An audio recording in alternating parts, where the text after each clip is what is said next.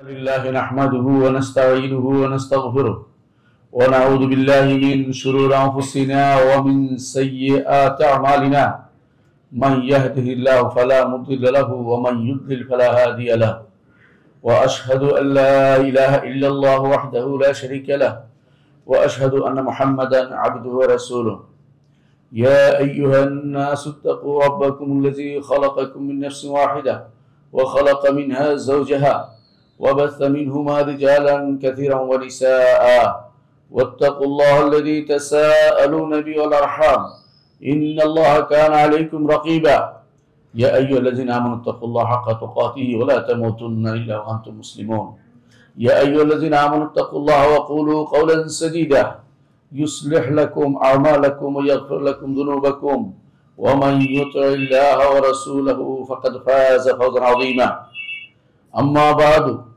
فإن أصدق الحديث كتاب الله وخير الهدي هدي محمد صلى الله عليه وسلم وشر الأمور محدثاتها وكل محدثة بدعة وكل بدعة ضلالة وكل ضلالة في النار أيها الناس اتقوا الله فإن الله عز وجل أمرنا بالتقوى وأعطانا شهرا للتقوى সম্মানিত মুসলিয়ান ইকরাম, আমি আমার নিজেকে আপনাদেরকে আল্লাহ তাকওয়া অবলম্বন করার অনুরোধ জানাচ্ছি।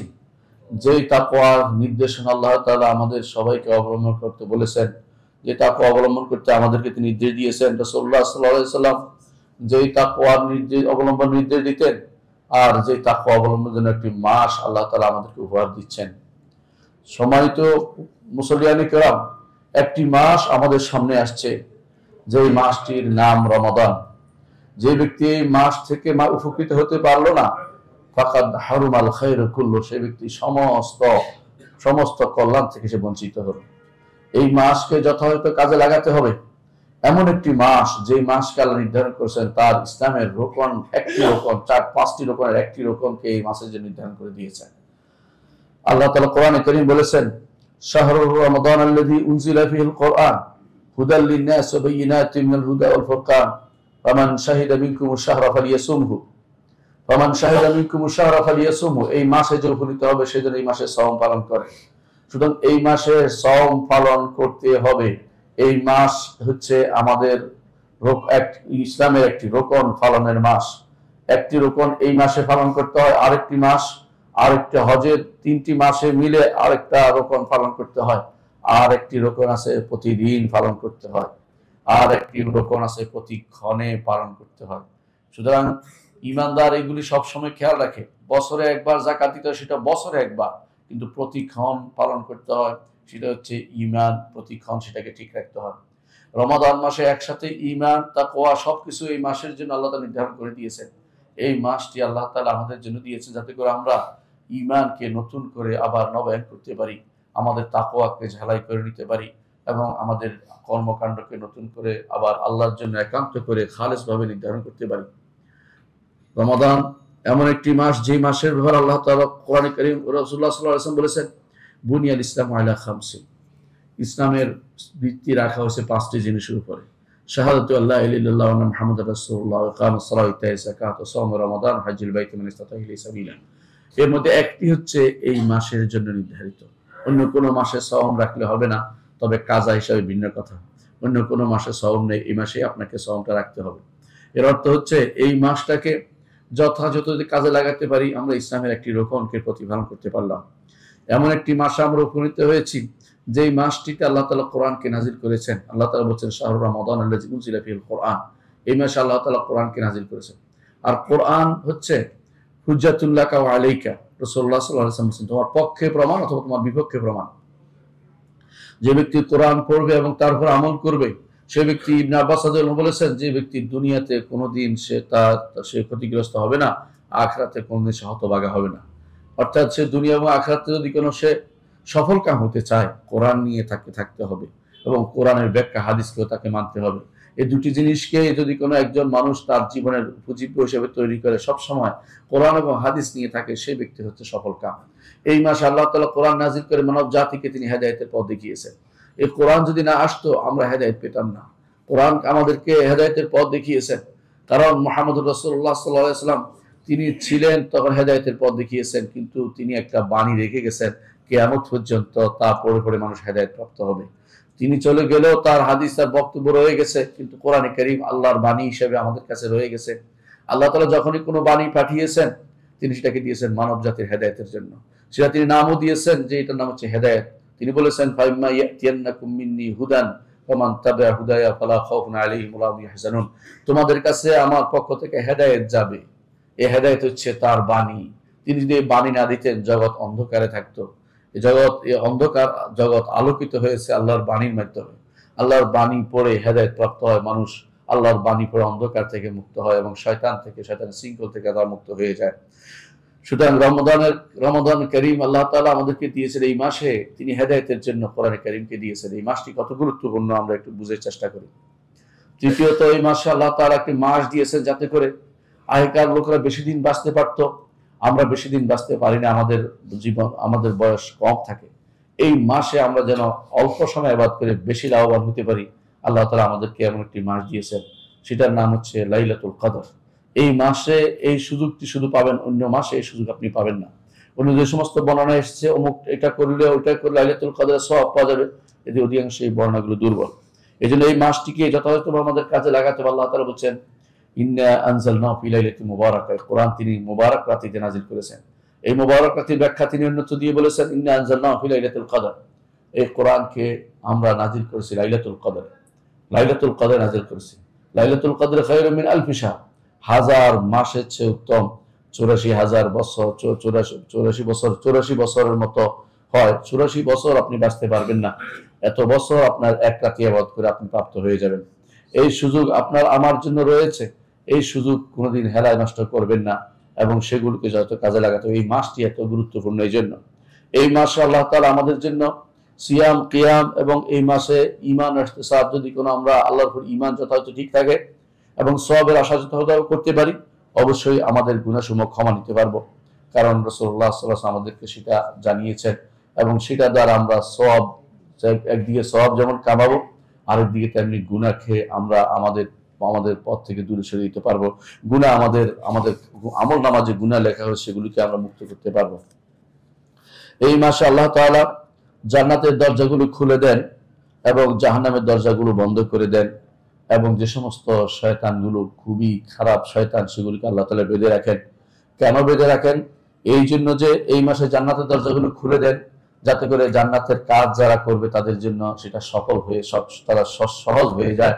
জাহান্নামের দরজাগুলো বন্ধ করে দেন যাতে করে জাহান্নামের কাজ যেন কেউ না যায় এবং একজন নেমে আসে, ফেরেশতা বলতে থাকেন, ইয়া বাগিয়াল খাইর আকবিল, যে কল্যাণ চায় সে যেন এগিয়ে আসে, আর যে যদি অকল্যাণ করে সেই জন্য নিজেকে অন্য কাজে ব্যস্ত রাখে, অকল্যাণ যেন না করে। সেজন্য এই মাসটি হচ্ছে আপনার আমার জন্য আল্লাহর পক্ষ থেকে একটি বিশাল হাদিয়া। এই মাসে আমাদের কিছু কাজ করতে হবে, কারণ আল্লাহ নিজের জান্নাত খুলে দিয়েছেন, দরজা খুলে দিয়েছেন, ঢুকার চেষ্টা করতে হবে, শুধুমাত্র ঢুকার চেষ্টা করতে হবে। দরজা খুলে দিয়েছেন, জাহান্নামের দরজা বন্ধ করে দিয়েছেন। এই মাসের সম্মানে আমল করবে যারা, তিনি হাদিসে আছে রাসূলুল্লাহ সাল্লাল্লাহু আলাইহি ওয়াসাল্লাম বলেছেন যে তিনি বলতে থাকেন যে আমার বান্দারা হচ্ছে খুদ পিপাসা নিয়ে হাজির হবে, তুমি নিজেকে সাজিয়ে নাও। জান্নাতকে তিনি সেভাবে সাজিয়ে নেন আমাদের জন্য। আল্লাহ তাআলা যেটা সাজিয়ে নিয়েছেন সেটা কাজে লাগাতে হবে, সেটাকে অবশ্যই সেটার জন্য চেষ্টা করতে হবে, প্রচেষ্টা চালিয়ে যেতে হবে। রাসূলুল্লাহ সাল্লাল্লাহু আলাইহি ওয়াসাল্লাম বলেছেন, ইযা জাআ রমাদান ফুতিহাত আবওয়াবুল জান্নাহ। যখন রমাদান আসে জান্নাতের দরজাসমূহ খুলে দেওয়া হয়, গুলিকাত আবওয়াবুন নার, জাহান্নামের দরজা সব বন্ধ করে দেওয়া হয়, সুফিদাতিশ শায়াতিন, এবং শয়তানদেরকে বেঁধে ফেলা হয়। এটা বুখারী মুসলিম হাদিসে এসেছে। অনেকে মনে করতে পারেন যে শয়তান বেঁধে দিলেও আমরা অন্যায়কারী, অনেকেই তো অন্যায় করে। কারণ আসলে শয়তান বেঁধে দেওয়া ছাড়াও আমাদের নফসে আম্মারা তো খারাপ কাজে আমাদেরকে লিপ্ত করে। এটা তো নফসে আম্মারা গত 11 মাস যে সমস্ত আমার উপর দিয়ে প্রভাব বিস্তার করেছে, তা তো আরো 11 মাস চলতে পারে, এত বেশি আমার উপর দিয়ে প্রভাব সে রেখে গেছে। সুতরাং আপনি এটা বোঝার কোনো কারণ নাই যে রমজান মাসে সব খারাপ কাজ বন্ধ হয়ে যাবে। কারণ আমাদের উপর যে সমস্ত অন্যায় কাজের ফিরিস্তি দিয়ে গেছে শয়তান, সেগুলো অনেকদিন চলতে পারে যদি তওবা করে আমরা সেখান থেকে ফিরে না আসি। আল্লাহ তাআলা বেঁধে দিয়েছেন শয়তানগুলোকে, কিন্তু সেগুলোর প্রভাব তো আমাদের উপর রয়ে গেছে। সেই জন্য আমাদেরকে এই মাসে এমন কাজ করতে হবে যাতে শয়তান আমাদের আশেপাশে আর কোনোদিন ভিড়তে না পারে। সম্মানিত মুসলিম, এই মাস এমন একটি মাস যে মাসে আল্লাহ তাআলা মানুষদেরকে জাহান্নাম থেকে মুক্ত করেন এবং হাদিসে আছে রাসূলুল্লাহ সাল্লাল্লাহু আলাইহি ওয়াসাল্লাম বলেছেন, লিল্লাহি ইনদা কুল্লি ফিতরিন ওয়াতাকা, আল্লাহ তাআলা প্রতি ইফতারের সময় কিছু মানুষকে জাহান্নাম থেকে মুক্ত করে দেন। হাদিসটি ইমাম আহমদ বর্ণনা করেছেন এবং সনদ তার সমস্যা নেই, লা বাসা বিহি, কোনো অসুবিধা নেই। অর্থাৎ ইফতারের সময় তিনি কিছু মানুষকে মুক্ত করে দেন জাহান্নাম থেকে, কিছু মানুষের ঘাড়কে মুক্ত করে দেন। অন্য হাদিসে আছে রাসূলুল্লাহ সাল্লাল্লাহু আলাইহি ওয়াসাল্লাম বলেছেন, ইন্না লিল্লাহি ওয়া তাকা ফি কুল্লি ইয়াউমিন ওয়া লাইলা, রাত দিনের মধ্যে কিছু, প্রতিদিনই তিনি কিছু মানুষকে জান্নাত জাহান্নাম থেকে মুক্ত করে দেন, ঘাড়গুলোকে, কিছু মানুষের ঘাড়কে জাহান্নাম থেকে মুক্ত করে দেন।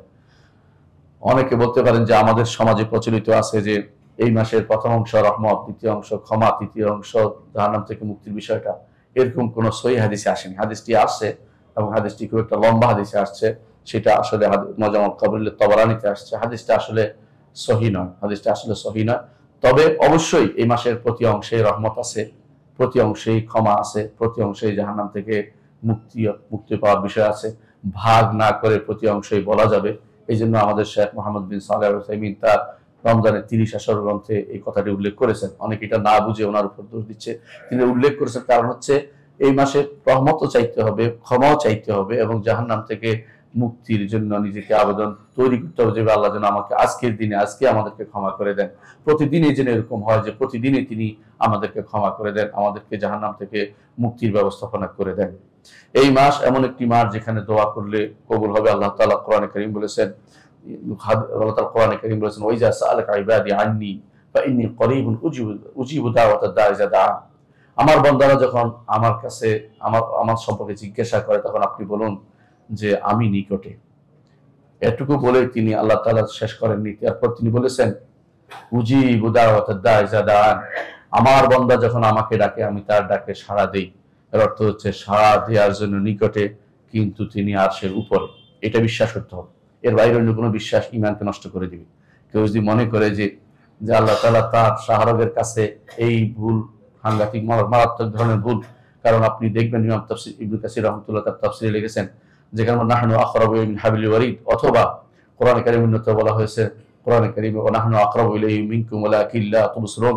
ইমাম ইবনে কাসির রাহমাতুল্লাহ আলাইহি উভয় জায়গার তাফসীর দেখবেন তিনি অর্থ করেছেন ফেরেশতারা। এটাই বিশুদ্ধ, যে সাধারণ করব যেটাকে বলা হয় এটা আল্লাহ তাআলার জন্য নির্ধারিত হবে না। আল্লাহ তাআলার বিশেষ নৈকট্য আল্লাহ তাআলা নির্ধারিত হবে। তিনি বান্দা যখন আমল করে, বান্দা যখন আল্লাহকে ডাকে তখন কবুল করার জন্য, তার ডাকে সাড়া দেওয়ার জন্য তিনি আরশের উপর থেকে বান্দার নিকটে। যখনই বান্দা আল্লাহকে ডাকে আল্লাহ তার ডাকে সাড়া দেন। এই জন্য এই নৈকট্যই অর্থ হবে, অন্য কোনো নৈকট্য নয়। তিনি আরশের উপরে, কেউ যদি মনে করে তিনি সর্বত্র অথবা তার ঘাড়ের কাছে অথবা তার কলবের ভিতরে, সে ব্যক্তি ঈমানদার হতে পারেনি, তাকে আল্লাহকে চিনতে পারেনি, এখনো ঈমানদার হওয়ার মতো যোগ্যতা অর্জন করেনি। এজন্য ঈমানদার সব সময় চিন্তা করে বিশুদ্ধ আকীদা পোষণ যেমন করবে তেমনি আল্লাহকে ডাকবে। এই দোয়া এই রমাদান মাসের বিশেষ একটি বৈশিষ্ট্য, যে রমজান মাসে আল্লাহ তাআলাকে ডাকার বিষয় রয়েছে। রাসূলুল্লাহ সাল্লাল্লাহু আলাইহি ওয়াসাল্লাম হাদিসে এসে তিনি বলেছেন, ইন্না লিল্লাহি ফি কুল্লি ইয়াউমিন ওয়া লাইলাতিন দাওয়া, আল্লাহর জন্য এই রমাদানের প্রতি দিন এবং রাত্রিতে বিশেষ দোয়ার ব্যবস্থা রেখেছেন। এমন একটা সময় আসতে পারে যে সময় আপনি দোয়া করছেন আর আল্লাহ কবুল করে ফেলছে। এই জন্য রমাদান মাসে দোয়া করবেন, সব সময় দোয়ার মধ্যে নিজেকে নিরত রাখবেন। বিশেষ করে যে সময় দোয়া করলে কবুল হয়, জাওফুল লাইল, রাতের মাঝখানে অথবা শেষ রাত্রে তাহাজ্জুদের সময় অথবা তারাবির শেষে অথবা সালাত আযান ও ইকামতের মাঝে, এই সময়গুলোতে দোয়া করলে আল্লাহ তাআলা কবুল করেন। এবং সালাতের শেষ বৈঠকে এবং সাজদার মধ্যে এইগুলোতে দোয়া করবেন। রমাদান মাসে এই দোয়াগুলো যেন আপনার থাকে। রমাদান মাস চিন্তা করবেন আমার জীবনে হতে পারে শেষ মাস, এমন হতে পারে যে আমার জীবনে একটা মৌসুম, যে মৌসুমকে আমি নষ্ট করতে পারি না। আল্লাহ তাআলা প্রত্যেক জীবনের প্রতিটি ক্ষেত্রে মৌসুম দিয়েছেন। তেমনি ভাবে রমাদান মাসে আপনাকে মৌসুম দিয়েছেন নেক কামানোর জন্য, বদ জিনিস ত্যাগ করার জন্য একটা বিশেষ সুযোগ আপনার জন্য দিয়ে দিয়েছেন। যে ব্যবসায়ী ব্যবসার সময় ব্যবসা করে না, সেই ব্যক্তি লাভবান হতে পারে না। আমাদের এই ব্যবসার সময় হচ্ছে রমাদান মাস, আল্লাহর সাথে ব্যবসা, তার কাছ থেকে আমরা চেয়ে নেওয়ার ব্যবসা, তার কাছে নিজেকে সমর্পণ করার ব্যবসা এবং তাকওয়া অবলম্বন করার ব্যবসা। এই তাকওয়া অবলম্বনের জন্যই তিনি বলেছেন লাআল্লাকুম তাত্তাকুন, যাতে তোমরা তাকওয়া অধিকারী হতে পারো। সুতরাং আমরা এই রমাদান মাসকে যথাযথভাবে কাজে লাগাবো। এই রমাদানের অষ্টম যে বৈশিষ্ট্যতা হচ্ছে, এই রমাদান মাসে কেউ যদি কবিরা গুনাহ থেকে দূরে থাকে আল্লাহ তাআলা তার সগীরা গুনাহকে ক্ষমা করে দেন। মুহাম্মদ রাসূলুল্লাহ সাল্লাল্লাহু আলাইহি ওয়াসাল্লাম বলেছেন, আস-সালাওয়াতুল খামস ওয়াল জুমআতু ইলাল জুমআ মুকাফফিরাতুল লিমা বাইনাহুন্না ইযা ইজতানাবাতিল কাবায়ের। একজন মানুষ যদি কবিরা গুনাহ থেকে দূরে থাকে তাহলে 5টি সালাত একটার পর একটা গুনাহকে ক্ষমা করে দেয় তার কবিরা গুনাহ। তেমনি এক জুমা থেকে আরেক জুমা গুনাহ ক্ষমা হয়ে যায়।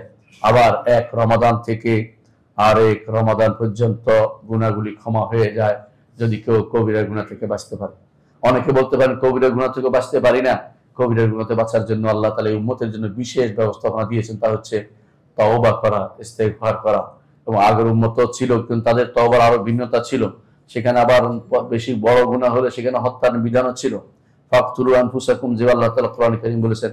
কিন্তু আমাদের জন্য সেটা তওবা ইস্তেগফার, বিশেষভাবে খাঁটিভাবে আল্লাহর দিকে ফিরে আসা, এটাকেই স্পেশালি এই উম্মতের জন্য ছাড় দেওয়া হয়েছে, বিশেষ করে যাতে করে তওবা করে গুনাহ থেকে বাঁচতে পারি। কেউ যদি বড় গুনাহ থেকে বেঁচে থাকে, আল্লাহ তাআলা বলেছেন ইনতাজতানিবু কাবায়িরা মা তুনহাউনা আনহু নুকাফির আনকুম সাইয়্যাতিকুম। বড় গুনাহ থেকে বাঁচতে পারলে ছোট গুনাহগুলিকে আল্লাহ ক্ষমা করে দিবেন। সুতরাং ঈমানদার বড় গুনাহ থেকে বেঁচে থাকবে। বড় গুনাহগুলো আজ বেশি হয় আমাদের, চলতে ফিরতে উঠতে বসতে এমন সব গুনাহগুলি হচ্ছে, এমন সব মিথ্যাচারগুলি হচ্ছে, মিথ্যা কবিরা গুনাহ, মিথ্যা অবশ্যই কবিরা গুনাহ। এবং অনেকগুলো কবিরা গুনাহ আমাদের অনেক ভাই করেন, যারা দাড়ি কামান বিশেষ করে প্রতিদিনই কবিরা গুনাহ করে চলেছেন। তাদেরকে বলছি, এরকম অনেকে আছে গান শুনেন, অনেকে আছে হারাম কাজে লিপ্ত আছে, অনেকে আছে মিথ্যা কথা বলে পণ্য বিক্রি করছেন, অনেকে আছে মিথ্যা ছাড়া তার কথা চলে না, টেলিফোনে মিথ্যা বলেন, কথায় মিথ্যা বলেন, মিথ্যা কর্মকাণ্ড, এগুলি সবই কবিরা গুনার অন্তর্ভুক্ত। এগুলিকে পরিত্যাগ করলে আল্লাহ তাআলা ছোট গুনাহগুলোকে ক্ষমা করে দিবেন। রমাদান আমাদের জন্য আগের গুনাহগুলো ক্ষমা পাওয়ার একটা সুযোগ আল্লাহ করে দিয়েছেন। এই সুযোগকে আমরা কোনোভাবেই অবহেলা করব না।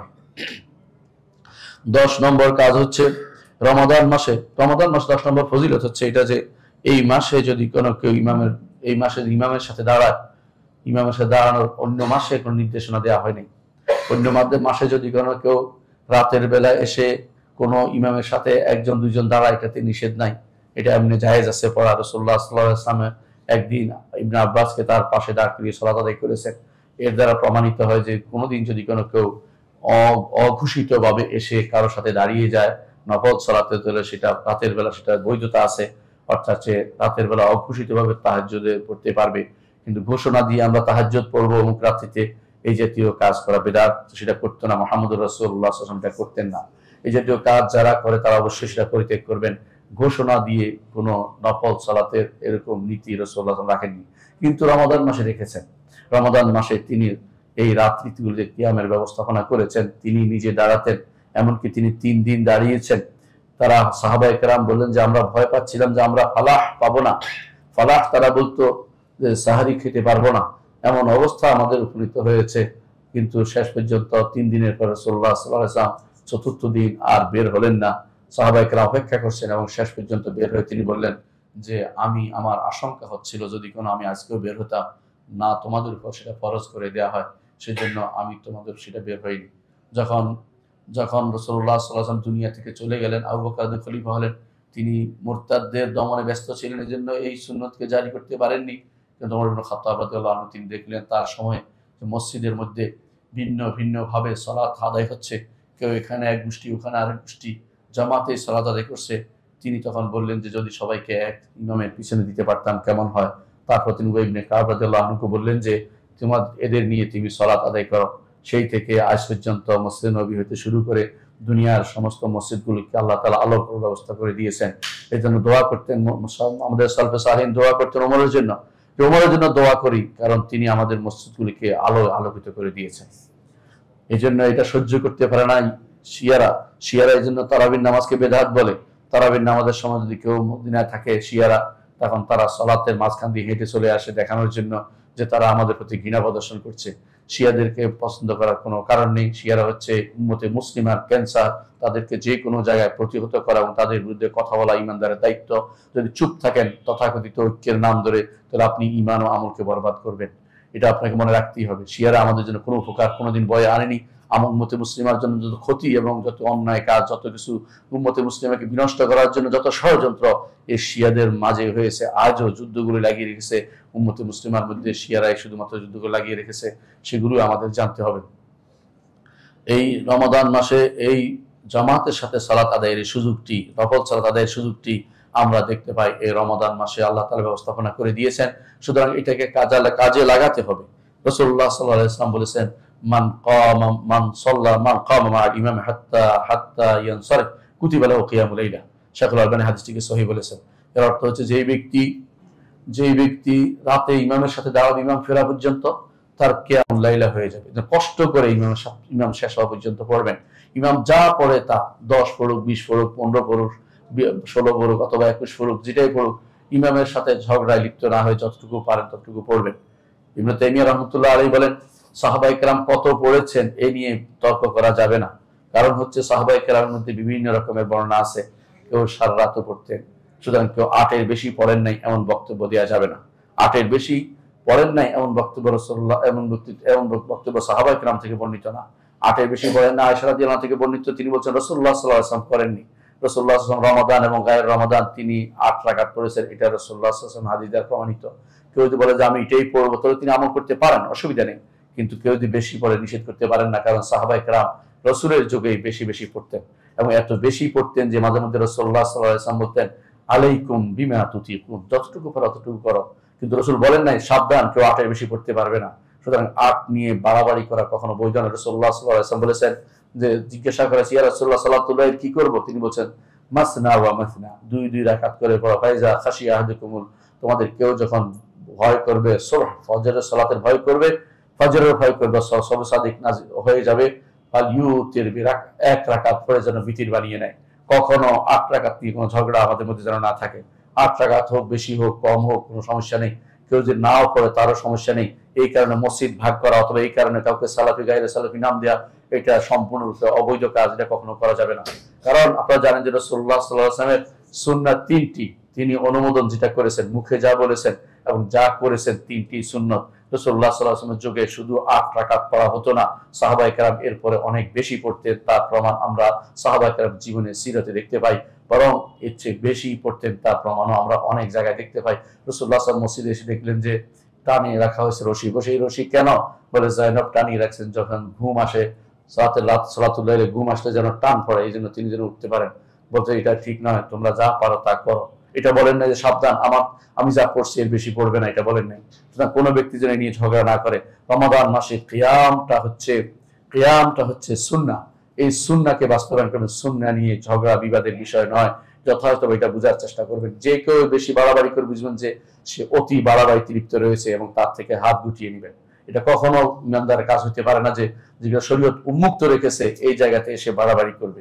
বাড়াবাড়ি নয়, ছাড়াছাড়িও নয়, একেবারে আপনার 20-এ পড়তে হবে সেটাও ঠিক নয়, আবার 8-এ শুধুমাত্র সীমাবদ্ধ থাকতে হবে এটাও ঠিক নয়। যা যতটুকু আল্লাহ সামর্থ্য দিয়ে ততটুকু পড়বেন। তবে একটি সুযোগ রয়েছে, সারা রাত আপনি সালাত আদায়ের সুযোগ পাবেন যদি কোনো আপনি রাতের বেলা ইমামের সাথে পড়ে আপনি ফিরে আসতে পারেন। মান সাল্লা মা'আল ইমাম হাত্তা ইয়ারজা কুতিবা লাহু কিয়ামুল লাইল। এমনকি ইমাম যদি বিতির পড়ে আপনি তার সাথেও বিতির পড়বেন, কারণ ইমামের সাথে প্রত্যাবর্তন করতে হলে বিতিরটা অবশ্যই আপনার জন্য জরুরি। সালাত এটা, ইমাম যদি সালাতের পরে বেদাত করে সেটা করবেন না, কারণ সালাত শেষ হয়ে গেছে। এর অর্থ হচ্ছে সালাত যতক্ষণ ইমামের আছে ততক্ষণ আপনি পড়বেন। সে যাই পড়ুন, তিনি 10 পড়ুন, 20 পড়ুন অথবা তিনি 36 পড়ুন। ইমাম মালিক রাহমাতুল্লাহ আলাইহির যুগে 36 রাকাত হতো, যেটাতেও কেউ কোনোদিন কোনোদিন বলেন নাই যে সেটা বেদাত হবে। ইবনে তাইমিয়া রাহমাতুল্লাহ আলাইহি বলেন যে সাহাবায়ে কেরামের যুগে এমন ছিল যে কালা বিল মেইন 100 রাকাতে কেউ 100 রাকাতে 100 আয়াত কেউ পড়তেন। কেউ বলছেন মেইন বলতে 100 আয়াত না বুঝিয়ে বোঝানো হবে 100 আয়াত বিশিষ্ট সূরা দিয়ে এক একটা রাকাত পড়তেন। 100 আয়াত বিশিষ্ট সূরা দিয়ে এক একটা রাকাত পড়তেন। এর কত সময় লাগে একটু চিন্তা করে দেখুন। রাসূলুল্লাহ সাল্লাল্লাহু আলাইহি ওয়াসাল্লাম এটাই ছিল হাদিসে, কানু ইয়াকরাউনা বিল মেইন। এবং কেউ বলতেছে এত লম্বা সময় দাঁড়াতেন যে তার কেউ লাঠিতে ভর দিতে বাধ্য হতেন, যে কারণ দাঁড়াতে পারতেছে না, পায়ে ব্যথা হয়ে যেত। সুতরাং বোঝা গেল যে যেমনি ভাবে আপনি সংখ্যা গুনছেন তেমনি ভাবে কোয়ালিটিও একটু ঠিক রাখবেন। কোয়ালিটি এবং কোয়ান্টিটি উভয়টাই কিন্তু সুন্নত। শুধুমাত্র সংখ্যা গণা যেমন সুন্নত না, শুধু কোয়ালিটির দিকে তাকাবেন না, উভয়টাই আপনি খেয়াল রাখার চিন্তা করবেন। কোয়ালিটি এবং কোয়ান্টিটি দুটোই আপনি দেখতে হবে। সুতরাং রমাদান মাসে ইমামের সাথে এই কিয়ামটা আপনি করবেন যতটুকু আল্লাহ তাআলা আপনাকে সামর্থ্য দিয়েছে। যদি ঠিক মতো তার সাথে শেষ পর্যন্ত দাঁড়াতে পারেন, কিয়ামুল লাইল আপনার জন্য লেখা হবে। এবং কিয়ামুল লাইল লেখা হবে কি হবে, আল্লাহ আপনাকে ক্ষমা করে দিবেন। রাসূলুল্লাহ সাল্লাল্লাহু আলাইহি ওয়াসাল্লাম বলেছেন মান কামা রমাদানা ঈমানান ওয়া ইহতিসাবান গুফিরা লাহু মা তাকাদ্দামা মিন যামবি। সুতরাং রমাদান মাসে কিয়াম নিয়ে বাড়াবাড়ি করা যাবে না। যতটুকু ইমাম পড়েছে ততটুকু পড়ুন, আর চেষ্টা করবেন বেশি সময় দিতে মসজিদে। 4 রাকাত পরে বসে যাওয়া বা 8 রাকাত পরে চলে যাওয়া, এটা ইমানদারের লক্ষণ হতে পারে না। ইমানদার যতটুকু পারে বাড়তি সালাত আদায় করবেন। এমনও হতে পারে একটি সেজদা আপনার জন্য আখিরাতের মুক্তির কারণ হতে পারে, এবং সেটা কোন সেজদা হবে, 8 রাকাতের পরেরটাও তো হতে পারে, 20 রাকাতের পরেও হতে পারে, 36 রাকাতও হতে পারে। ইমামরা সেভাবে পড়তেন। ইমাম ইবনে তাইমিয়া রাহমাতুল্লাহ বলেছিলেন, সেটা আপনাকে মনে করে দিচ্ছি। বলছেন যখন তারা কি করতেন, যখন দেখতেন যে কষ্ট হচ্ছে তখন রাকাত বাড়িয়ে দিতেন, রাকাতের মধ্যে একটা নাশাত আসে, প্রতি রাকাত বাড়িয়ে দিতেন। আর যখন দেখতেন তাদের মধ্যে নাশাত আছে, তৎপরতা আছে, কর্মতৎপর আছেন, ঘুম আসছে না, তখন তারা লম্বা কেরাত দিয়ে তখন সালাতটা আদায় করতেন। তখন তারা কখনো 8 পড়তেন, কখনো 20 পড়তেন, কখনো বেশিও পড়তেন। ইমাম মালিক রহমতুল্লাহ আলাইহির সময় তারা মক্কাবাসীদের সাথে প্রতিযোগিতা লিপ্ত হতেন ইবাদতে। মক্কাবাসীরা সাধারণত তারা 4 রাকাত পড়ে একবার কাবার তোয়াফ করে আসতো। এটা দেখে ইমাম মালিক রহমতুল্লাহ, আমাদের তো আর তোয়াফ করার জায়গা নেই, আমরা অতিরিক্ত আরো 2 রাকাত বেশি করে সালাত আদায় করবো। এইভাবে তারা 36 রাকাত পর্যন্ত তারা সালাত আদায় করেছেন। সুতরাং এই ব্যাপারে বাড়াবাড়ি না করি, নির্ধারণ না করে যে যতটুকু পারি অতটুকু পড়তে পারেন। আর কোনো ইমাম মসজিদ এসে নির্ধারণ করতেই পারেন, একদিন 8 আরেকদিন 20 পড়তে পারেন, কোনো সমস্যা নেই। একদিন 12, একদিন তিনি 21 পড়তে পারেন, কোনো সমস্যা নেই। একদিন 13, এইভাবে ভাগ করে তিনি পড়তে পারেন, অর্থাৎ ইয়া সহ বিতির সহ পড়তে পারেন, এতে কোনো অসুবিধা নেই। এটাতে নির্ধারণ তো প্রতিদিনই হতে হবে জরুরি না, ইমাম যা পড়ে তা পড়ুন, এটাই হচ্ছে কাজ। অনেকে হয়তো মনে করতে পারেন যে এই মাসে কোরআন নিয়ে দাঁড়ানোর ক্ষেত্রে হয়তো এই সিদ্ধান্ত আসতে পারে অনেকে মনে, যে কোরআন নিয়ে দাঁড়ানো বেদাত। এটা ঠিক নয়, কারণ সাহাবায়ে কেরাম কোরআন নিয়ে দাঁড়াতেন।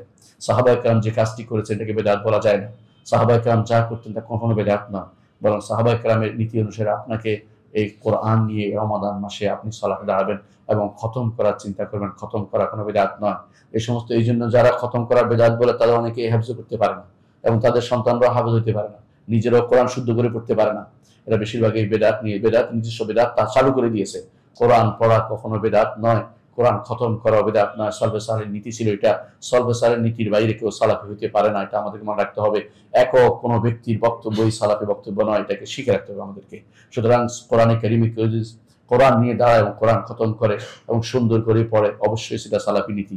তবে এটা নয় যেটা আমাদের অনেকেই পড়ে থাকেন, শুধুমাত্র কোরআন খতমের নাম করে এক শব্দ শুরু করেছেন, শেষ পর্যন্ত কোনো মাঝখানে থামার কোনো সুযোগ নেই, অনবরত পড়ে যাচ্ছে একজন, সেজন্য অন্য কোনো কোরআন নয় অন্য কোনো গ্রন্থ পড়ছে।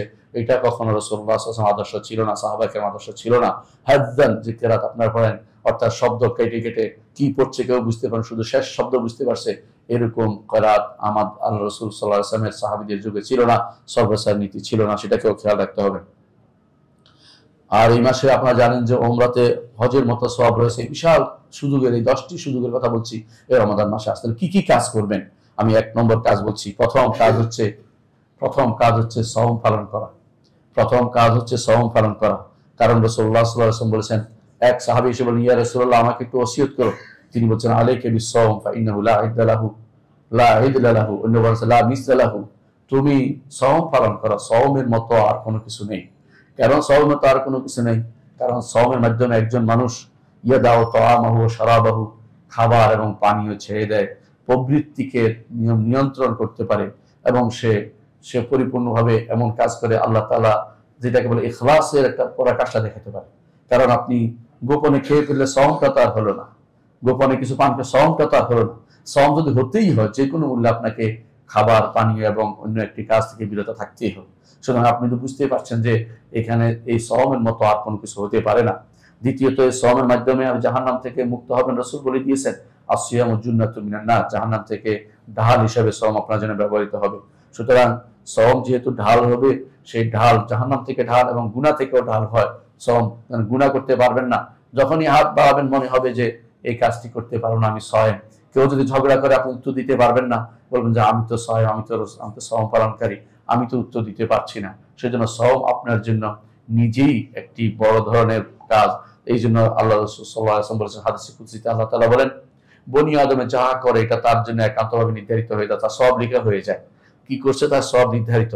কিন্তু সওম এটা আমার জন্য রাখা হয়, আমার জন্য রাখা হয়। এই জন্য আল্লাহ তাআলা তিনি নিজে খান না, পান করেন না। বনি আদম আল্লাহর কর্মকাণ্ডের সাথে নিজেকে যুক্ত করতে চায়, নিজে খায় না, পান করে না। এই জন্য আস-সাওমু লি ওয়া আনা আজজি বিহি, আমি সেটার জাযা হব। আলেমগণ বলে থাকেন অর্থ হচ্ছে ফেরেশতারা সেটার জবাব উত্তর কাজে কি লিখবে। একজন মানুষ যখন কাজ লেখে, কোনো সেটা লেখে যে এই কাজের এই সওয়াব লিখবে, কিন্তু এ তো খায় না, পান করে না, ওটা কিভাবে লিখবে? এই জন্য আল্লাহ তাআলা বলেন আস-সাওমুলি ওয়া আনা আজজি বিহি, সওম আমার জন্য রাখা, আমি সেটার প্রতিদান দিব, সুতরাং তোমাদের লেখার প্রয়োজন হবে না। এবং সেই প্রতিদান হবে জান্নাতের রায়্যান নামক একটি দরজা, স্পেশালি তাদের জন্য থাকবে। রাসূলুল্লাহ সাল্লাল্লাহু আলাইহি ওয়াসাল্লাম আমাদেরকে জানিয়েছেন। আরেকটি হাদিসে রাসূলুল্লাহ সাল্লাল্লাহু আলাইহি ওয়াসাল্লাম বলেছেন, মান সামা রমাদানা ঈমানান ওয়া ইহতিসাবান গুফিরা লাহু মা তাকাদ্দাম মিন যামবি, যে কেউ রমাদান মাসে সাওম পালন করবে, সাওম পালন করে ঈমান এবং ইহতিসাবের সাথে। ঈমান অর্থ আল্লাহর উপর ঈমান রেখে, মুসলিম হওয়ার জন্য না, সওয়াবের আশায়, দুইটা, মুসলিম হওয়ার জন্য না। অনেক দেখবেন যে জীবনে কোনোদিন সালাতের ধার ধারে না, রমাদান মাসে সাওম পালন করে, তার সাওম আল্লাহর দরবারে কবুল হবে না। যদি না তওবা করে এই মাস থেকে, রমাদান থেকে সাওম শুরু করে, সালাত শুরু করে দেয়, তখন শুধুমাত্র তার সাওম কবুল হবে, তার সাওমের কোনো মূল্য নেই। এই জন্য তার সাওম হবে শুধুমাত্র ক্ষুধা পিপাসা বন্ধ থাকা, না খেয়ে থাকা, শরীর গঠন করা, এই জাতীয় কিছু একটা হবে। তার সাওম কোনোদিনই আল্লাহর দরবারে কবুল হবে না। যে ব্যক্তি সালাত আদায় করে না, তার কোনো সাওম হবে না। এই জন্য সালাত আদায় করতে হবে সবার আগে, আর সাওম পালন করতে হবে তারপরে। এই জন্য ঈমান আর ইহতিসাবান, সওয়াবের আশায় করতে হবে। সওয়াবের আশা করতে হচ্ছে আপনাকে অবশ্যই আগের কাজ আগে করতে হবে। যেমন আগের কাজ হচ্ছে লা ইলাহা আশহাদু আল্লা ইলাহা ইল্লাল্লাহ মুহাম্মাদুর রাসূলুল্লাহ থাকতে হবে আপনাকে। দ্বিতীয়টা হচ্ছে আপনাকে সাওম পালন করতে হবে। এরপরে গিয়ে আপনার যদি কোনো সময় আসে রমাদান মাস, তখন সাওম পালন করতে হবে। এর রমজান সালাত নাই, তার সাওমের কোনো মূল্য নেই, একটুও কবুল হবে না, আল্লাহর দরবারে সেটার কোনো মূল্য নেই। এই জন্য অবশ্যই ঈমান ও ইহতিসাবের সাথে সাওম পালন করতে হবে। দ্বিতীয় যে কাজটি করতে হবে, তা কিয়াম করতে হবে। রমাদান মাসের কিয়াম করতে হবে। আল্লাহ তাআলা কোরআনে কারীম বলেছেন, আল্লাযীনা ইয়াবিতুনা লিরাব্বিহিম সুজদান ওয়া কিয়ামা, যারা তাদের রবের জন্য রাতের বেলা দাঁড়িয়ে থাকে সিজদা এবং কিয়াম অবস্থায়। দাঁড়িয়ে থাকলে হবে, এর অর্থ হচ্ছে সালাত পালন করে। এটার নাম হচ্ছে তাহাজ্জুদ। ওয়া মিনাল লাইলি ফাতাহাজ্জাদ বিহি নাফিলাতাল লাক আসা আন ইয়াবআসাকা রাব্বুকা মাকামান মাহমুদা। রাতের বেলা তাহাজ্জুদ পালন করা, এটা নেককার বান্দারাই শুধু পারে, অনেকেই পারে না। যারা একবার মজা পেয়ে গেছে তারা ছাড়তে পারে না, আর যারা মজা পায়নি তারা সেটাকে উঠতে পারে না। আল্লাহ যাকে পছন্দ করেন তাকে শুধুমাত্র রাতের ইবাদতের জন্য একান্তভাবে নির্ধারণ করে নেন। এই জন্য একান্তভাবে নির্ধারণ করলে কাউকে কোনো বলবেন না, গোপন রাখবেন। সর্বসাধারণ অনেকেই ইবাদত করতেন, তার স্ত্রীও জানতে পারতো না কখন উঠে গেছে, কখন ইবাদত করছে। সেরকম অবস্থা রাখবেন, বলে দেওয়ার জন্য নয়, একান্তভাবে আল্লাহ আপনাকে পছন্দ করেছেন, তার অভিষয়ে তার সাথে কথা বলার জন্য গোপনে তার সাথে কথা বলবেন, এই সুযোগটা আল্লাহ দিচ্ছেন। কারণ শেষ রাতে আল্লাহ তাআলা নেমে আসেন নিকটতম আসমানে। তিনি যেভাবে নেমে আসার উপযুক্ত সেভাবে নেমে আসেন, তো অবশ্যই তিনি আরশের উপরেই থাকেন। তার নেমে আসা আমাদের নেমে আসার মতো নয়, একটা ঈমানদার বিশ্বাস করে। নেমে আসে তিনি বলতে থাকেন, হাল মিন মুস্তাগফিরিন ফাগফিরলাহ, এমন কেউ কি আছে আমার কাছে ক্ষমা চাইবে, আমি তাকে ক্ষমা করে দিব। এমন কেউ কি আছে আমার কাছে কিছু চাইবে, আমি তাকে দেব। এমন কেউ কি আছে আমার কাছে দোয়া করবে, আমি তার দোয়া কবুল করব। সেজন্য রমাদান মাসে এই সুযোগটি আমরা নিতে পারি। প্রথম রাতে ইবাদতের মাধ্যমে যেটা হয় সেটাও তাহাজ্জুদের আরেক নাম তারাবি। তারাবি তাহাজ্জুদ কিয়ামুল লাইল সালাতুল লাইল একই জিনিস, কোনো পার্থক্য নেই। প্রথম রাতে পড়লে তারাবি বলে, শেষ রাতে বলে তাহাজ্জুদ বলে, এগুলো কোনো পার্থক্য নেই। এই জন্য অনেকে মনে করে থাকেন যে হারামাইন শরীফাই নেই 8 রাকাত 10 রাকাত পড়া হয়, এতে মহা খুশি এক একজন। খুশি হওয়ার কিছু নেই। শেষের 10 দিনে তো বেশি পড়া হয়। এরা শেষের দিন বেশি পড়ে, মনে রাখবেন যে বেশি দিয়ে পড়তেছে অর্থ হচ্ছে এটা জায়েজ মনে করে তারা। কম পড়ার জন্য বিভিন্ন কারণে তারা এখন কম পড়ছে, হতেই পারে। একসময় বেশি পড়তো, আবার যদি কোনো আরো কম পড়ে, এটা কোনো দলিল হয় না। দলিল হবে কোরআন এবং সুন্নাহর আমল। এবং তারা যে শেষ 10 দিন বেশি পড়ে সেটা তো বলেন না, শেষ দিন বেশি পড়ে এটা কি বলবেন? তারাবি তাহাজ্জুদ একই সালাত। এই জন্য ওমর ইবনে খাত্তাব রাদিয়াল্লাহু আনহু বলেছেন যে নি'মাতুল বিদআতু হাযি, কত সুন্দর এই সুন্দর পরিকল্পনা হচ্ছে এটা। এই বিদআত তো লুগাবি বিদআত, অর্থাৎ এটা কোনো শারঈ বিদআত নয়। শারঈ বিদআত হয় নতুন কিছু বানালে, এরা বানানো অর্থাৎ এই পদ্ধতিতে আমি যে মসজিদটাকে আলোকিত করে দিলাম কত সুন্দর হলো, এটাকে তিনি বিদআত হিসেবে বলছেন। এবং তারপর বলেছেন ওয়াল্লাতী তানামুনা আন আফদাল, যেই সালাত থেকে ঘুমিয়ে থাকো এটা অবশ্যই এর থেকে উত্তম, অর্থাৎ শেষ রাত্রি বেশি পড়া বেশি উত্তম। কিন্তু যদি জামাতের সাথে হয় তাহলে প্রথম রাকাতে উত্তম, কারণ জামাতের সাথে প্রথম রাত্রি উত্তম, কারণ জামাতের সাথে সওয়াব বেশি, বহুগুণ সওয়াব বেশি। অনেকে মনে করে থাকেন শেষ রাতে পড়বো, প্রথম রাকাতে পড়বো, প্রথম রাত্রে পড়বো, ঠিক না। বরং প্রথম রাত্রিতে যদি জামাতের সাথে পড়া হয় এবং সবার সাথে পড়া হয় এটা উত্তম। এবং শেষ রাতে যদি একান্ত পড়া হয় তাহলে এটা উত্তম। একান্ত শেষ রাত্রিতে পড়া উত্তম, কেন আল্লাহর সাথে সেটা এখন রিয়ার পথ থেকে দূরে থাকে, সেজন্য সেটা উত্তম। যেখানে জামাত হবে সেটা উত্তম বেশি, মনে রাখবেন।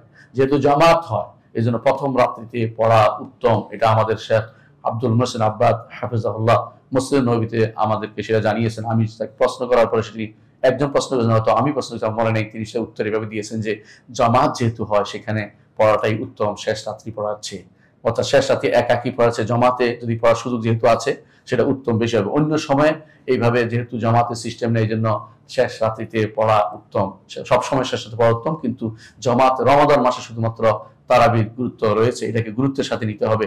এটা বাদ দিয়ে ঘরে শেষ রাত্রিতে পড়বো এই সিস্টেমে যাবেন না। শেষ রাতে অতিরিক্ত পড়তেই পারবেন, শেষ রাতে যদি কোনো কেউ ইমাম সাথে পড়ে গেছেন সেটা আরো পড়ছেন, কোনো সমস্যা নেই। ইমাম সাথে আপনি বিতির পড়েন নাই, বিতির পড়ে রেখে চলে গেছেন, যে ঠিক না, বিতির পড়ে যাবেন। শেষ রাতে অতিরিক্ত পড়লে আবার বিতির পড়তে হবে, জরুরি না। কারণ এই যে আলু আখিরা সালাতুন আল বিতর মিনাল লাইল, এটা হচ্ছে আমর ইস্তেহবাব, মুস্তাহাব নির্দেশ। এটা তো ফরজ না যে আমাকে বিতির সব শেষেই করতে হবে, এরকম ফরজ না। সুতরাং আগে বিতির পড়লেও পরে ইচ্ছা করলে 2-4 রাকাত উঠে পড়া যায়। বিশেষ করে যখন সেহরের জন্য উঠবেন তখন আপনি 2 রাকাত 4 রাকাত পড়তে পারবেন।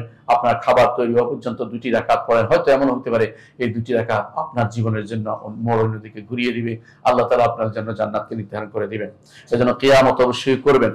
রাসূলুল্লাহ সাল্লাল্লাহু আলাইহি ওয়াসাল্লাম স্ত্রী আয়েশা রাদিয়াল্লাহু আনহা এই অবশ্যই করবেন। রাসূলুল্লাহ সাল্লাল্লাহু আলাইহি ওয়াসাল্লাম স্ত্রী আয়েশা রাদিয়াল্লাহু আনহা বলছেন যে একজনকে ওসিয়ত করছেন, তুমি কিয়ামুল লাইল ছাড়ো না, কারণ মুহাম্মদুর রাসূলুল্লাহ সাল্লাল্লাহু আলাইহি ওয়াসাল্লাম তিনি কিয়ামুল লাইল ছাড়তেন না, অথচ তার আগের পরের সকল গুনাহ আল্লাহ ক্ষমা করে দিয়েছেন। এই এক ব্যক্তি যার আগের পরে সকল গুনাহ আল্লাহ ক্ষমা করে দিয়েছেন, তিনি হচ্ছেন মুহাম্মদুর রাসূলুল্লাহ সাল্লাল্লাহু আলাইহি ওয়াসাল্লাম।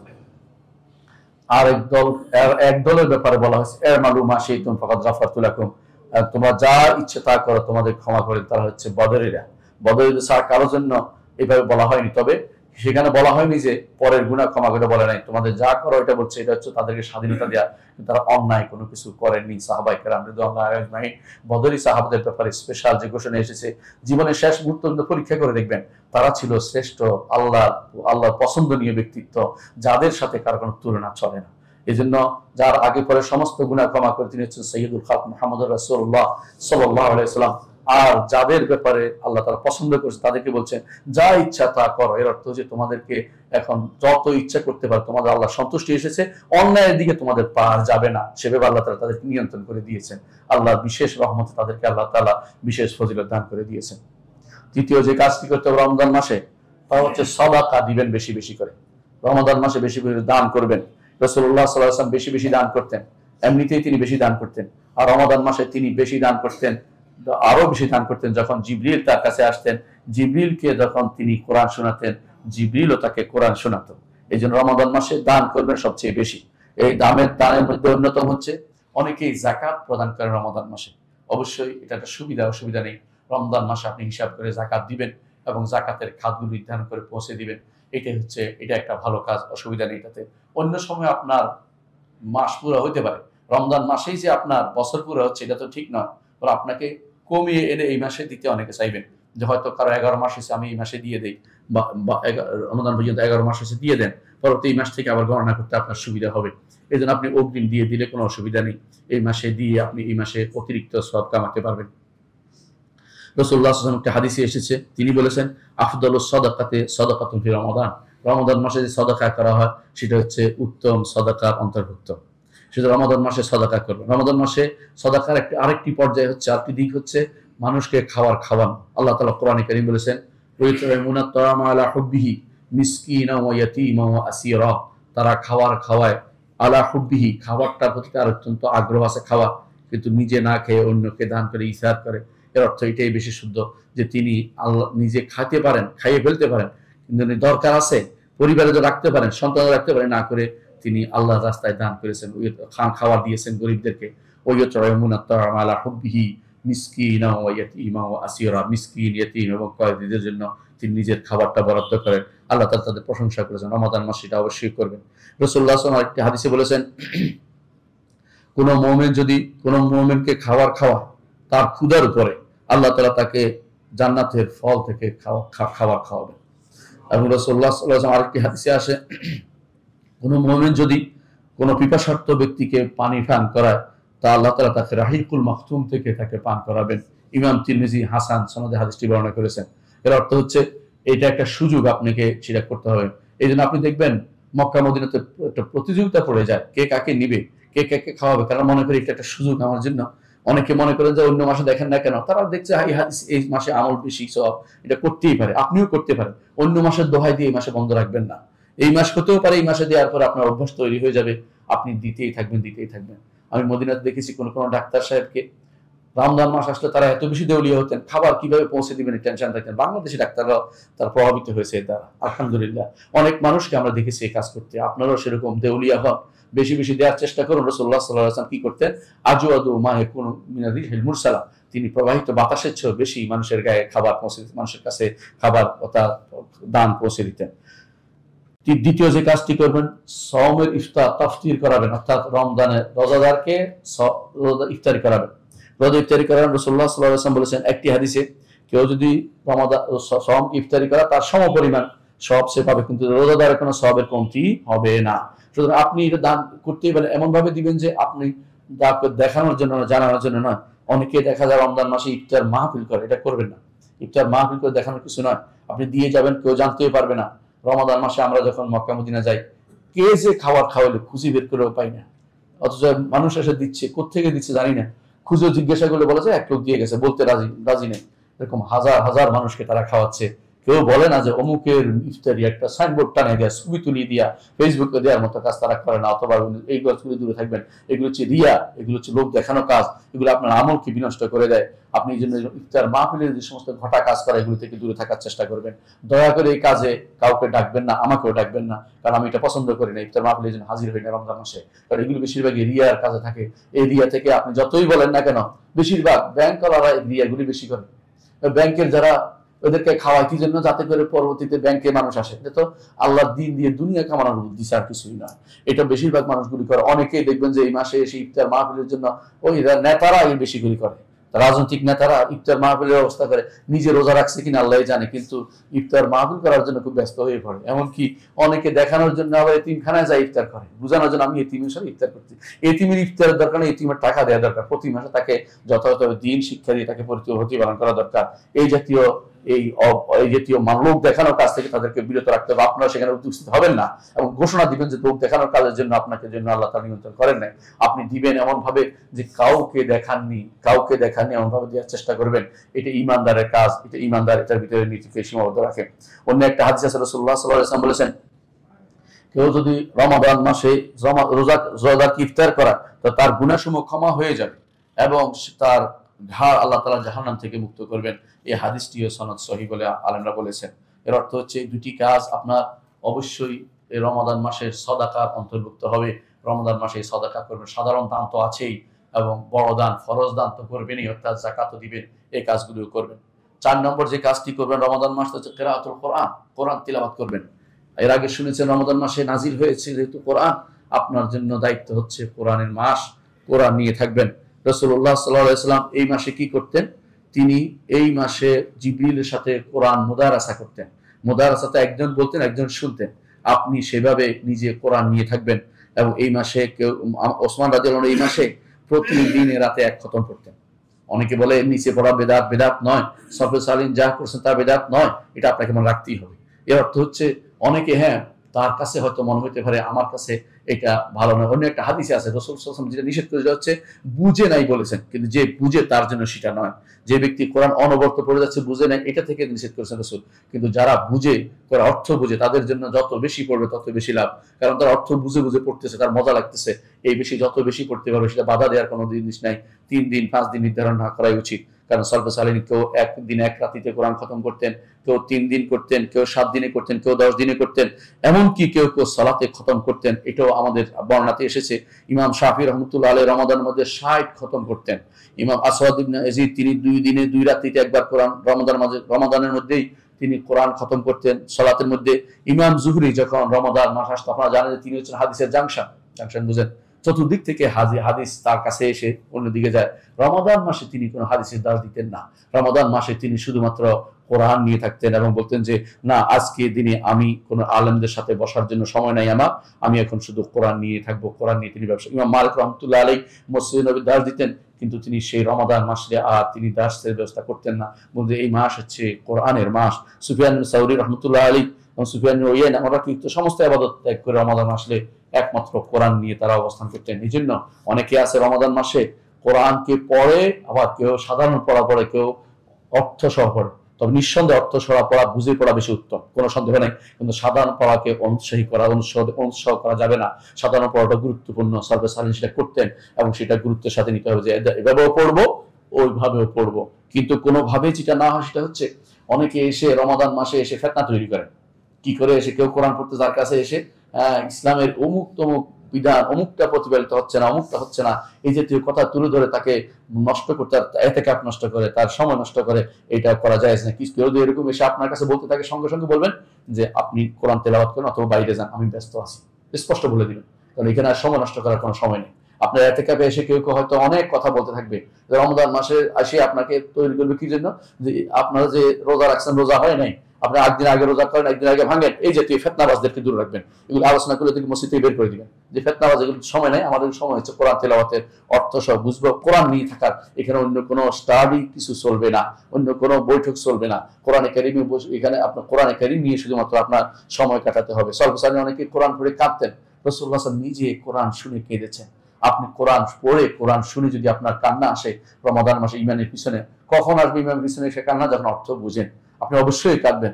অনেকে বলে হারামাইন শরীফাইনে আলেমরা যে কেন কাঁদে আমার বুঝে আসে না। আপনার বুঝে আসবে কি করে? আপনি তো অর্থ বুঝেন না। আপনি অর্থ বুঝলে আপনি বুঝতে পারবেন যে ইমামরা কেন কাঁদে। আর আপনি তো বুঝেন না বলেই আপনার কাছে মনে হয় এটাও যে সমান কথা না। এক একটা আয়াতের আল্লাহর কাছে কি কি আল্লাহর বাণীর কি যে বৈশিষ্ট্য এক একটা, এটা শুধুমাত্র আলেমরাই বুঝতে পারে। আল্লাহ তাআলা কোরআনে কারীমের জন্য বলছেন যে এই আমসালগুলো, তিলকাল আমসাল নাদরিবুহা লিন-নাস ওয়া মা ইয়াকিলুহা ইল্লাল আলিমুন। আলেমরা ছাড়া আল্লাহর কোরআনের মাসাল সমূহ বুঝার কারো ক্ষমতা নেই।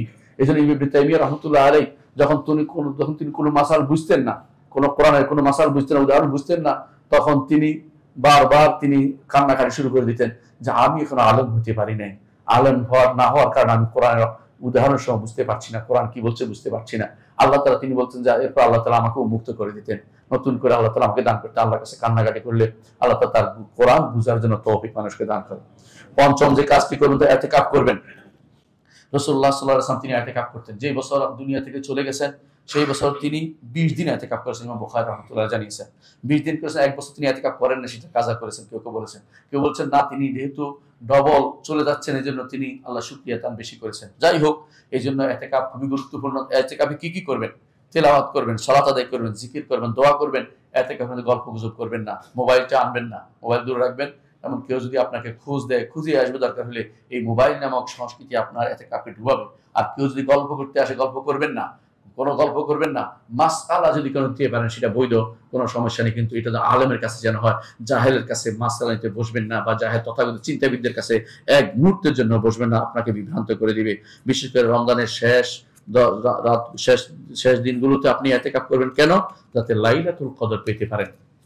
রমজানের শেষ দশকে ইতিকাফ করবেন লাইলাতুল কদর পাওয়ার জন্য। আর লাইলাতুল কদর একবার পেলে আপনার জীবন ধন্য হয়ে যেতে পারে। এজন্য কোরআনে কারীমে আল্লাহ তাআলা যেটা বলেছেন, লাইলাতুল কদর খায়রুম মিন আলফি শাহর তানাজ্জালুল মালায়েকাতু ওয়ার রূহু ফিহা বিইذن রাব্বিহিম মিন কুল্লি আমর সালামুন হিয়া হাত্তা মাতলাইল ফাজর। এই ইতিকাফের মাধ্যমে একান্তভাবে আল্লাহর সাথে একান্ত হচ্ছেন, যেখানে আপনি উপলব্ধি করবেন যে আমি আর নফসকে আল্লাহর জন্য নির্ধারণ করেছি, কারোর সাথে কোনো গল্প গুজব সময় দেওয়া আমার শুধু কাজ নেই। আল্লাহ তাআলা নির্দেশ দিয়েছেন, ইব্রাহিম আলাইহিস সালাতু ওয়াস সালামকে ইতিকাফের নির্দেশ দিয়েছেন, তাহির বাইতি লিত-তাওয়াফিন ওয়াল আকিফিন ওয়ার রুকআই সুজুদ। এই নির্দেশে রাসূলুল্লাহ আমল করেছেন, সাহাবায়ে কেরাম স্ত্রীরাও এই নির্দেশ অনুসারে আমল করেছেন। এই জন্য মসজিদে ইতিকাফ করতে হবে নারীদের, কিন্তু সুযোগ থাকে, নাহলে তারা ঘরে ইতিকাফের কোনো নিয়ম নেই। ঘরে ইতিকাফের নিয়ম যারা চালু করেছেন তারা সুন্নাহ বিরোধী কাজ করেছেন। রাসূলুল্লাহ সাল্লাল্লাহু আলাইহি ওয়াসাল্লামের স্ত্রীরা মসজিদে ইতিকাফ করতেন, ঘরে ইতিকাফ করতেন না। সুতরাং যে জিনিস রাসূল অনুমোদন করেন না সেটা সুন্নাহ হতে পারে না। সেটা কোনো ব্যক্তি করলে অথবা কোনো বড় লোকে বললেও সেটা গ্রহণ করা হবে না, যতক্ষণ পর্যন্ত রাসূলের সুন্নাহ মোতাবেক না হবে। রমজান মাসের সপ্তম ষষ্ঠ যে আমলটি করবেন, রমজান মাসে একটি উমরা করার চিন্তা করবেন। কারণ আপনারা জানেন যে একটি উমরা রমজান মাসে রাসূলের সাথে হজ করার মতো সওয়াব রাসূলুল্লাহ হাদিসে এসেছে। সুতরাং এই সুযোগ যদি থাকে কারো, সেটা করার চেষ্টা করবেন। কষ্ট তো হবেই, অনেকে কষ্টের ভয়ে যায় না, কষ্ট তো হবেই, কারণ এই কষ্টের পরে তো আল্লাহ তাআলার পক্ষ থেকে নিয়ামত আপনার জন্য নির্ধারিত হবে। সপ্তম যে কাজটি করবেন, লাইলাতুল কদর খুঁজবেন। আল্লাহ তাআলা বলেছেন, ইন্না আনজালনাহু ফি লাইলাতুল কদর, বিস্তারিত সেটা আপনারা জানেন। অষ্টম যে কাজটি করবেন, বেশি বেশি করে জিকির করবেন, দোয়া করবেন, ইস্তেগফার করবেন।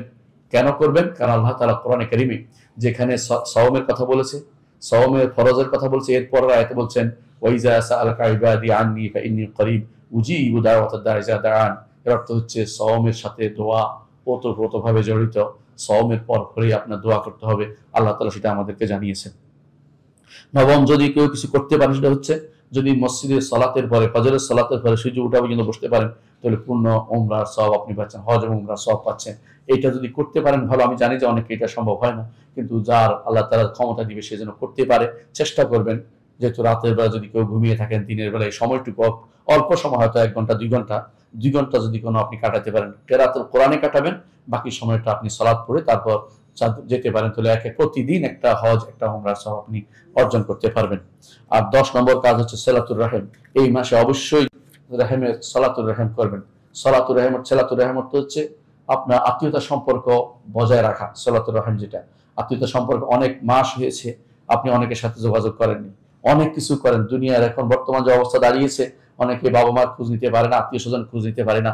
রমজান মাসে অবশ্যই যেন আপনার এই কাজটি আপনি অব্যাহত রাখবেন। তাদের সাথে যে কাট আপ হয়ে গেছে সম্পর্কটা, সেটাকে অবশ্যই পূর্ণতা দেওয়ার চিন্তা করবেন। আর এই রমাদান মাসের কাজগুলো যে করবেন, একমাত্র ঈমানান ওয়া ইহতিসাবান, আল্লাহর উপর ঈমান এনে এবং সওয়াবের আশা করে করবেন, লোক দেখানোর নিয়ত নয়, অথবা ঈমান বিশুদ্ধ নাই এমন কাজ করে এই কাজগুলো সবগুলিও করেন, একটাও কবুল হবে না। ঈমানটাকে পরিশুদ্ধ করতে হবে এবং আমলটাকে আল্লাহর জন্য খালেস করতে হবে। ঈমান শুদ্ধ এবং বিশুদ্ধ এবং পরিশুদ্ধ ইখলাসের সাথে যে ইখলাসের যে আমলগুলি করেন, আল্লাহ তাআলা ইনশাআল্লাহ কবুল করবেন। আকুলু কাওলি হাযা ওয়া আস্তাগফিরুল্লাহ লি ওয়া লাকুম ওয়া লিসাইরিল মুসলিমিন ফাস্তাগফিরুহু ইন্নাহু হুয়াল গফুরুর রাহিম। ইন্নাল হামদালিল্লাহ নাহমাদুহু ওয়া নাস্তাঈনুহু ওয়া নাস্তাগফিরুহু ওয়া নাউযু বিল্লাহি মিন শুরুরি আনফুসিনা ওয়া মিন সাইয়্যাতি আমালিনা। মান ইয়াহদিহিল্লাহু ফালা মুদিল্লা লাহু ওয়া মান ইউদ্লিল ফালা হাদিয়া লাহু। ওয়া আশহাদু আন লা ইলাহা ইল্লাল্লাহ ওয়াহদাহু লা শারীকা লাহু ওয়া আশহাদু আন্না মুহাম্মাদান আবদুহু ওয়া রাসূলুহু। সম্মানিত মুসলিয়ান ইকরাম, বলছিলাম রমাদান মাসের কর্মগুলির ব্যাপারে। আরেকটি কর্ম এবং দুটি কর্ম, একটা করা একটি ছাড়া, দুইটা জিনিস বলবো। আরেকটি কর্ম হচ্ছে রমাদান মাসের শেষে এসে যাকাতুল ফিতরের বিষয়টা গুরুত্ব দিবেন। কেন গুরুত্ব দিবেন? যাকাতুল ফিতর রমাদান মাসের আমল না হলেও রমাদান মাসের শেষ 2 দিনের মধ্যে যাকাতুল ফিতর দেয়া সলফে সালিহিন নীতি ছিল, যাতে করে ঈদের সময় তারা জিনিসপত্র কিনতে পারতেন। আব্দুল্লাহ ইবনে ওমর রাদিয়াল্লাহু আনহু রমাদান মাস শেষ হওয়ার 2 দিন আগ থেকে তিনি যাকাতুল ফিতর প্রদান করতেন। যাকাতুল ফিতর প্রদান করার জন্য নেসাব পরিমাণ মাল হওয়া জরুরি না, এটা আপনাকে মনে রাখতে হবে।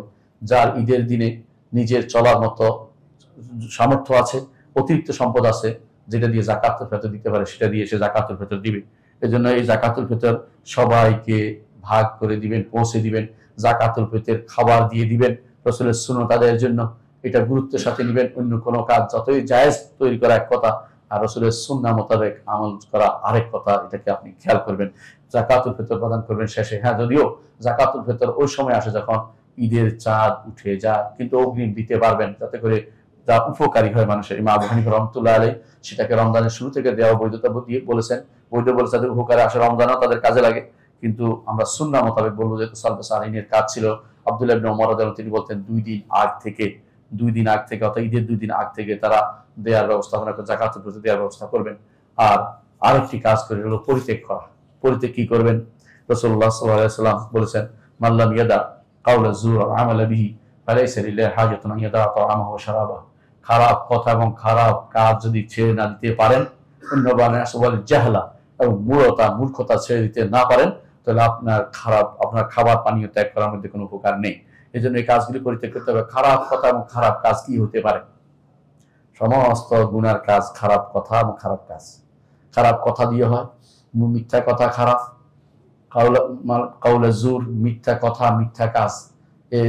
বসে বসে রাতে টিভি দেখা, বসে বসে হারাম জিনিস দেখা, ওই হাতের মধ্যে মুঠের মধ্যে লইয়া হারাম জিনিস দেখা, অথবা পর্নোগ্রাফিতে আসক্ত হওয়া, অথবা কোনো নারীর দিকে তাকিয়ে থাকা, কোনো হারাম কাজের কোনোটাকে বাদ দেয় নাই। ছোট্ট একটি কথা, যে কেউ হারাম কথা এবং হারাম কাজ ত্যাগ করতে না পারে, মিথ্যা কথা মিথ্যা কাজ ত্যাগ করতে না পারে, সেই ব্যক্তি তার রোজা খুব পিপাসা ছেড়ে দেওয়ার মধ্যে কোনো লাভ নেই, উপকার সে পাবে না। রমাদান উপকার পেতে হলে এই কাজগুলো ছেড়ে দিন। এই মাসে হতে পারে, এই মাসে আপনি টিভি বন্ধ করেছেন, আর কোনোদিন সেটা খোলেননি, এমন হতে পারে টিভিটা ভেঙেও ফেলেছেন, কারণ এমন এক জিনিস যা বিক্রি করলো সওয়াব নাই, গুনাহ ছাড়া বিক্রিও করা যায় না। সুতরাং এটা থেকে দূরে থাকবেন, এটাকে একেবারে বন্ধ করে দিন। এমন হতে পারে আপনার সন্তানকে এই মাসে তৈরি করেছেন যে কোনোভাবেই সে আর অ্যান্ড্রয়েড সেট নিবে না, এরকম তৈরি করে ফেলুন, এটা আপনার জন্য উপকারী। পরকালের জন্য উপকারী, আপনার আখিরাতের জন্য এটা নাজাতের কারণ হতে পারে। আল্লাহ আমাদেরকে বুঝার তৌফিক দান করুন।